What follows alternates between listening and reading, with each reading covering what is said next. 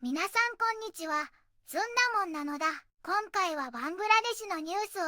3つピックアップしてお届けするのだ。その中でもずんだもんの一押しは2つ目のニュースなのだ。ビル・プロティク賞号を授与された唯一の先住民女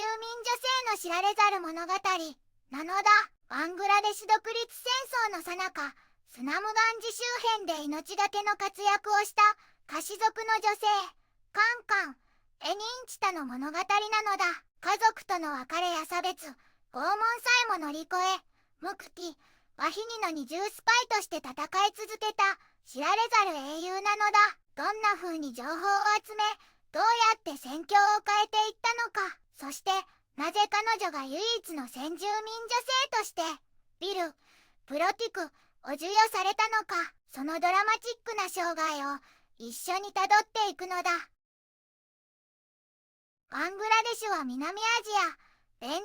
湾に面しインドとミャンマーに接する国で、首都はダッカなのだ。1971年にパキスタンから独立し、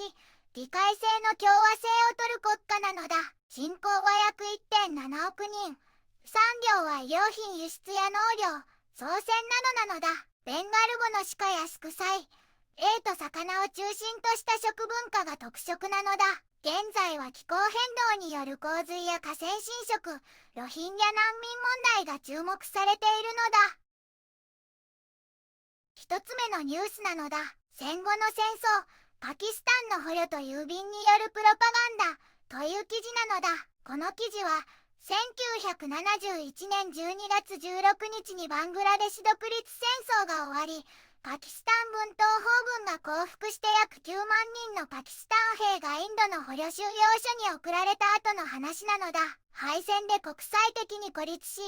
軍の残虐行為が暴露されることを恐れたパキスタン政府は、捕虜の早期送還を人道問題として世界に訴える必要があったのだ。そのため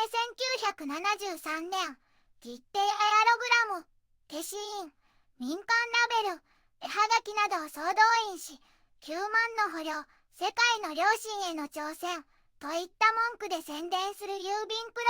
パガンダを展開したのだ。しかし実際に捕虜送還を進めたのは志村協定とデリー協定など外交交渉であり、この切手作戦は国際世論を大きく変えることはできなかったが、国家が視覚的メディアで戦争責任をすり替えようとした記録として今も残っているのだ。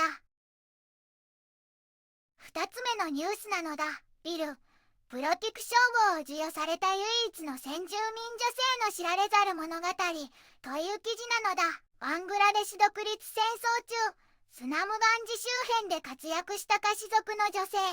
カンカンエニンチタの物語なのだ。彼女は幼い頃に両親を亡くし、結婚と子供の死、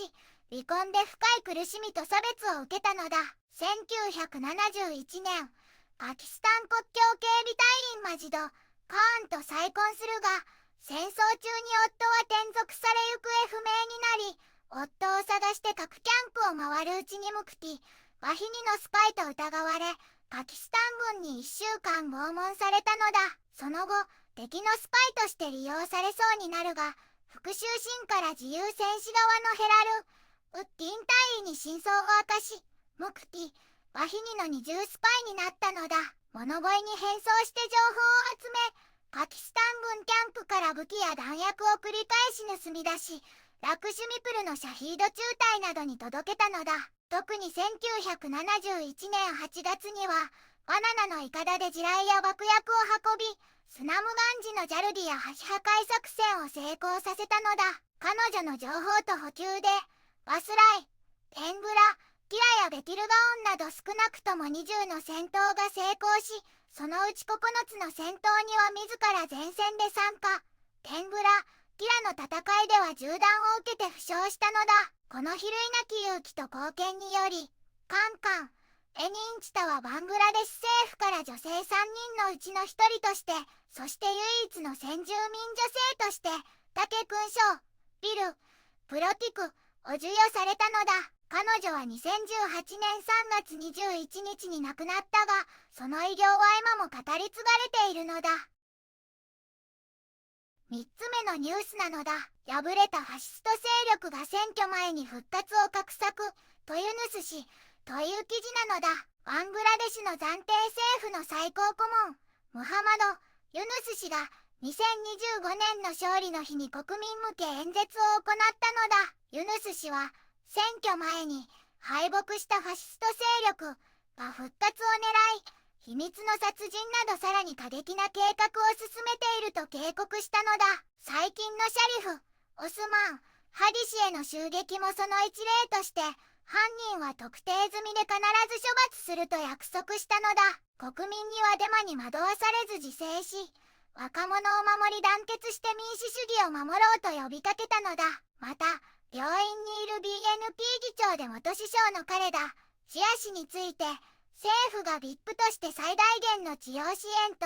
必要なら海外治療も検討していると説明したのだ。さらに、1971年の独立戦争の犠牲者を追悼し、7月の大衆放棄で再び腐敗や先生と戦うチャンスを得たとして、差別と腐敗のない民主国家を築くための改革を進めると誓ったのだ。済んだもん、歴史の痛みと勇気を忘れず、真実を見極めて団結し民主と人々を守ることが大切なのだ。